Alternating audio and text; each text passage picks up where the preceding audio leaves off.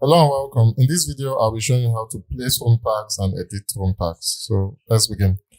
To place room tags, you go to architecture. Under architecture, you're going to see room and area. You select the room and then you click to place. This is the default room tag in Revit. If you don't have this room tag loaded, then you might want to download the link I'll leave for the default metric template. Once this is done, many people have problem with the size of the text and everything. So let's go about editing it. You select the tag, click on edit family, and then you go to edit the tag. The first thing you want to do is to go to view. Under view, click on visibility graphics.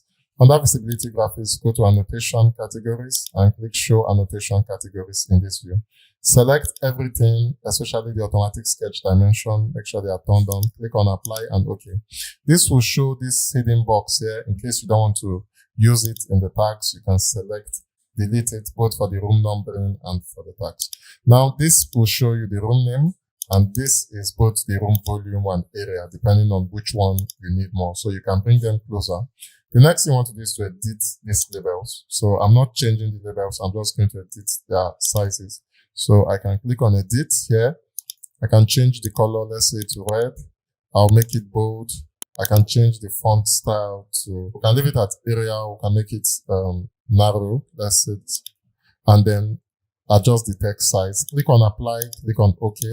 This changes for both, but I don't want both of them to have the same size. So I can select these two, click on edit, duplicate it, change this color to, let's say, blue, and change this text size to, let's say, 2, and click apply, click on OK, and then load into the project and click on OK.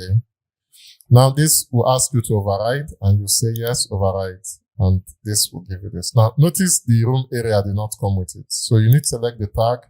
Under this, we have room tag with area, room with volume. So if I select it with area, it gives me this. If I select it with volume, it gives me the volume if I've computed it with ceiling and the rest. So this is how to edit your room tags in Revit.